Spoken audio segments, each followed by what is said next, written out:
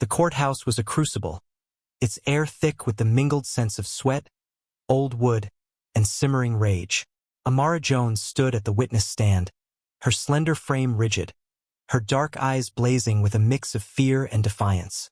Her braided hair, meticulously woven, glistened under the flickering fluorescent lights, a silent testament to her pride. The packed gallery, farmers in faded overalls, housewives clutching purses, and town elites in pressed suits, watched her every move. The gavel's crack cut through the murmurs, but not the tension. Amara's words, sharp and unyielding, had just ripped apart the Hargrove family's carefully spun lies, exposing a legacy of greed and betrayal that stained Willow Creek's history. As the judge, his weathered face stern, prepared to deliver a verdict that would either vindicate her or break her, Amara's heart thundered. She'd fought for truth, but the cost of her courage loomed like a shadow. Had she liberated a town, or sealed her own exile? Amara Jones, 24, stepped off the Greyhound bus into Willow Creek, Alabama on a humid September afternoon in 1995. The air was heavy with the sweet tang of magnolias and the faint bitterness of dust kicked up by passing pickup trucks. Her worn suitcase, a hand-me-down from her grandmother, sagged under the weight of books and dreams. Amara's skin, a rich mahogany, glowed under the late summer sun, and her hair, braided in intricate cornrows, framed a face both determined and wary. She'd come to teach history at Willow Creek High, the first and only black teacher in a school where tradition was a religion and change was a sin. Her eyes, deep and searching, carried the weight of her grandmother's stories, tales of sharecroppers, lynchings, and quiet resistance in a South that never quite let go of its past. Willow Creek was a town frozen in time, its main street lined with clapboard storefronts and a single blinking stoplight. The whitewashed courthouse loomed at its center, a relic of antebellum pride, while the black neighborhood, tucked behind the railroad tracks, was a patchwork of sagging porches and defiant resilience. Amara's arrival stirred whispers. At the gas station, old men in overalls paused their chess game to stare.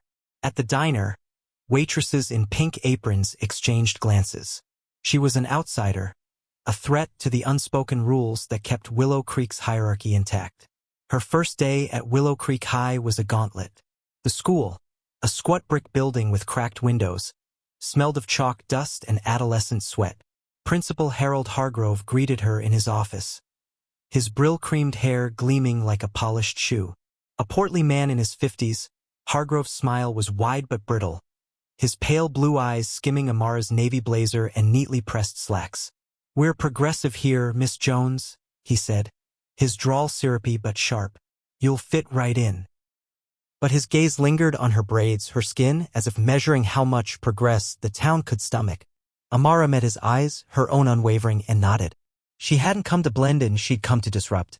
Her classroom was a relic, its walls pocked with peeling paint, its desks scarred with decades of carved initials. The students, mostly white, filed in with a mix of curiosity and defiance. Emily Carter, 16, sat in the front row, her blonde ponytail bouncing, her green eyes bright with a quiet hunger for knowledge. The preacher's daughter, Emily, wore hand-me-down dresses and a shy smile that hid a fierce intellect. In contrast, Tommy Hargrove, the principal's son, slouched in the back, his lanky frame sprawled across two chairs. His freckled face and tousled brown hair gave him a boyish charm, but his smirk and whispered slurs, barely audible but cutting, marked him as trouble. Amara taught history with a passion that bordered on defiance.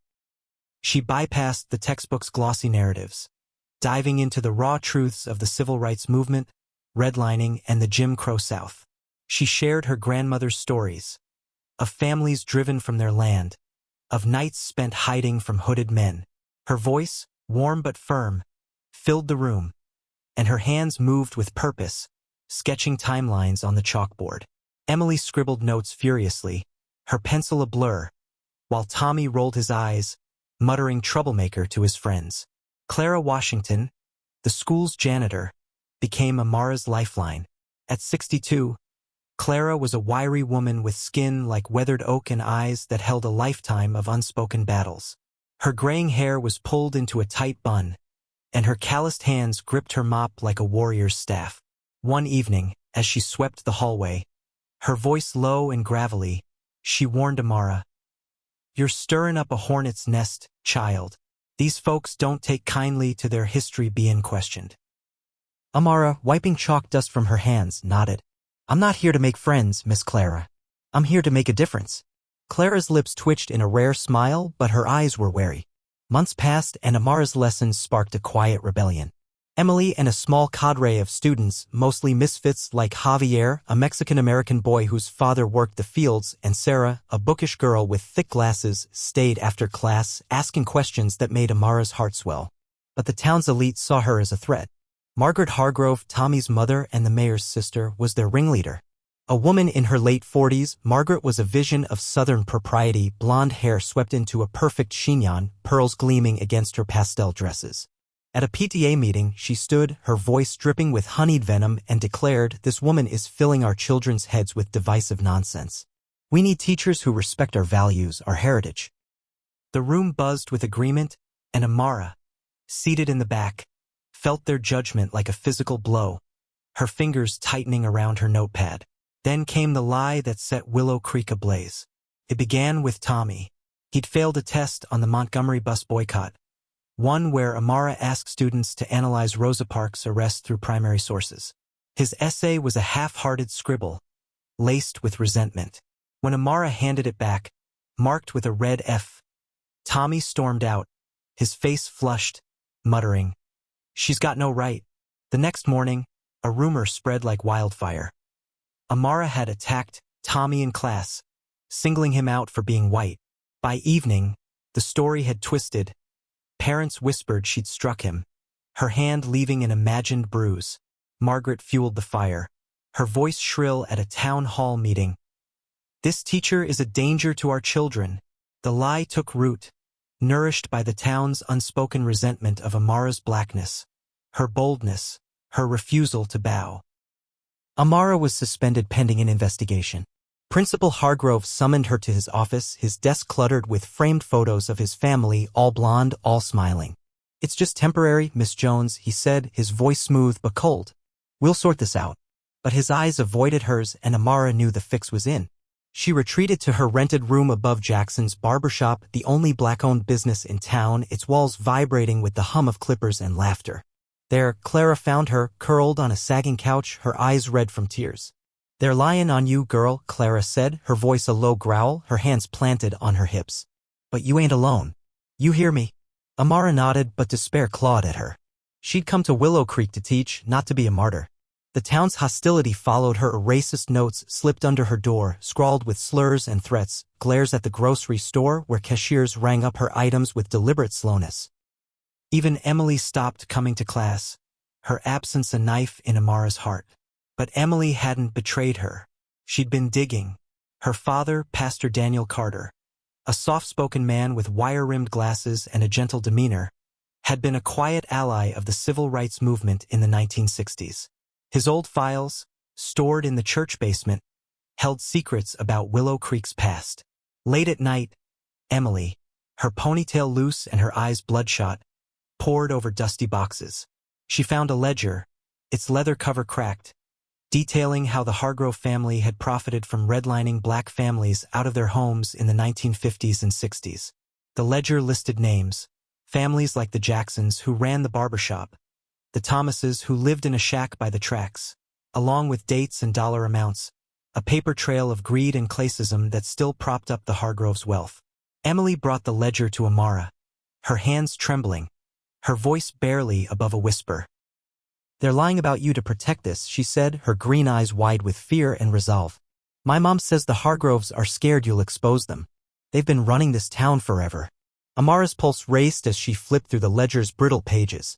This was bigger than a classroom rumor. It was a chance to unravel Willow Creek's hypocrisy. But it was a dangerous path. The Hargroves controlled the school board, the sheriff's office, even the local paper, which ran editorials praising their community leadership. Amara faced a choice: stay silent and save herself, or fight and risk everything.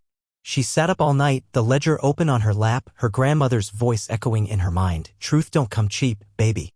She chose to fight. With Clara's help, Amara contacted Lena Brooks, a civil rights lawyer from Atlanta. Lena was a force, 40, with a short afro and a wardrobe of bold blazers, her sharp tongue honed by years of battling small-town injustices. She'd grown up in a place like Willow Creek, where her own teachers had been silenced for speaking truth. Lena arrived in town like a storm, her briefcase stuffed with legal pads and determination.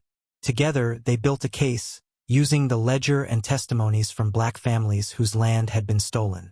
Clara, risking her job, shared overheard threats from the faculty lounge. Whispers of getting rid of that teacher. Emily, defying her mother's tearful pleas to stay out of it, agreed to testify about the ledger, her voice trembling but resolute. The trial was a spectacle. Willow Creek's courthouse, its white columns stained with age, overflowed with townsfolk. Farmers in sweat-stained caps, housewives clutching handkerchiefs, and the Hargroves' allies in tailored suits. The July heat was suffocating, the air thick with the scent of polished wood and nervous sweat. Ceiling fans churned lazily, doing little to ease the tension.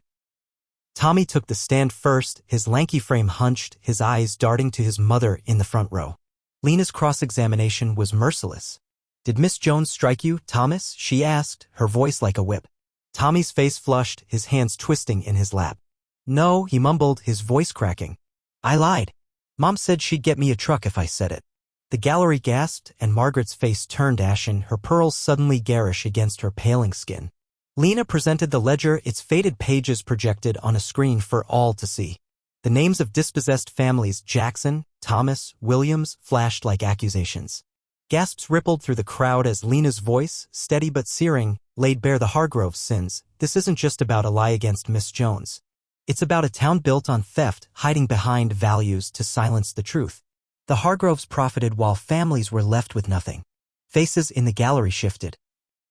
Some hardened with defiance, others softened with shame. Then came Amara's moment. She took the stand, her navy dress crisp despite the heat, her braids pulled back to reveal a face both weary and resolute. The courtroom seemed to shrink, the faces blurring into a single, judgmental mass: farmers who'd lost land, housewives who'd whispered slurs, elites who'd profited from silence. Her knees trembled, but her voice was clear, each word a hammer strike. "I came to Willow Creek to teach history," she began, her eyes sweeping the room. "Not the kind you're comfortable with, but the kind that's true. I taught your children about the civil rights movement, about redlining, about the families like the Jacksons, like the Thomases who lost everything so folks like the Hargroves could build their empires." Her voice cracked, not from fear but from the weight of her truth. "You lied about me because I showed your children the truth. About this town, about your families, about the land you stand on. You called me a danger, but I'm not your enemy. Your silence is." The silence that followed was a living thing, heavy and suffocating. Margaret Hargrove gripped her husband's arm, her composure fraying, her chignon unraveling. Emily, seated near the front, wiped tears from her cheeks, her defiance a quiet fire. Clara, in the back, nodded slowly, her eyes shining with pride. Even Pastor Carter, sitting stiffly beside his wife, looked at Amara with something like respect, though his wife's face was a mask of betrayal. The judge, Samuel Grayson, was an outsider from Raleigh, his weathered face and silver hair giving him an air of impartiality. He leaned forward, his voice gravelly but deliberate. "This court has heard enough," he said, his words cutting through the tension. He recounted the evidence. Tommy's confession, the ledger's damning proof, the testimonies of families whose lives had been upended by the Hargrove schemes. Miss Amara Jones has been defamed, her character assassinated to protect a legacy of greed and deceit. This court finds in her favor. She is to be reinstated as a teacher at Willow Creek High with full back pay and benefits. Furthermore, the Hargrove family will face a civil suit for their actions, past and present, to be pursued by the affected families. The gavel fell like a thunderclap echoing off the courthouse walls. The crowd erupted, some cheering, their voices raw with relief, others hissing, their faces twisted with indignation. Margaret stormed out, her heels clicking furiously, her husband trailing behind. Amara stood frozen, the verdict washing over her like a wave.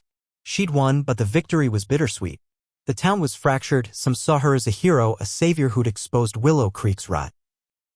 Others branded her a troublemaker, an outsider who'd torn their world apart. Emily's mother, Helen Carter, disowned her daughter, unable to forgive her betrayal of family values. Clara, though, stayed by Amara's side, her calloused hand squeezing Amara's shoulder, her eyes saying what words couldn't. Amara returned to her classroom, but the air was different. The walls seemed to close in, the desks still scarred but now heavy with memory. Students whispered, some with awe, others with resentment. Tommy dropped out, his family's shame too heavy to bear. Rumors swirled that the Hargroves were selling their sprawling estate to cover legal fees. Emily left for college, her faith in Willow Creek shattered, her last letter to Amara promising to study history at Howard University. "You showed me what truth costs," she wrote. "I'm ready to pay it." Amara wondered if she'd done enough or too much. The ledger had exposed the town's sins, but healing was another matter. The black families whose land had been stolen began organizing, their voices rising, but the town's elite closed ranks, their whispers now laced with fear. Amara taught on, her lessons sharper, her resolve unbroken, but the weight of her fight lingered. One evening, as Amara locked her classroom, Clara handed her a letter. It was from Emily, her handwriting neat but urgent. "You taught me to see the truth," it read. "I'm going to keep fighting like you. Thank you for showing me what courage looks like." Amara smiled, tears blurring the words. She folded the letter carefully, tucking it into her pocket. Maybe that was enough, a spark passed on, a legacy of courage that would outlive Willow Creek's shadows. The cost of courage is a tapestry of struggle woven with threads of racism, classism, and the raw cost of truth. Amara Jones, with her unyielding spirit and braided crown, stands as a beacon of defiance in a town choked by its own history. Her journey, fueled by the quiet strength of Clara, the bravery of Emily, and the fire of Lena, exposes the fragility of lies in a community built on privilege and silence. The expanded climax, with its charged courtroom and fractured alliances, lays bare the emotional toll of standing against a system that thrives on complicity. Amara's fight asks us to confront our own towns, our own silences, and the truths we bury to keep the peace. Her victory is not a tidy triumph, but a jagged, costly step toward change. A reminder that heroism is often lonely, its rewards uncertain. Yet in Emily's resolve, in Clara's unwavering support, we see the ripple of Amara's courage, a spark that lights the way for others, proving that truth, though heavy, can shift the ground beneath us. What truths do we avoid, and what might we unleash if we, like Amara, choose to speak?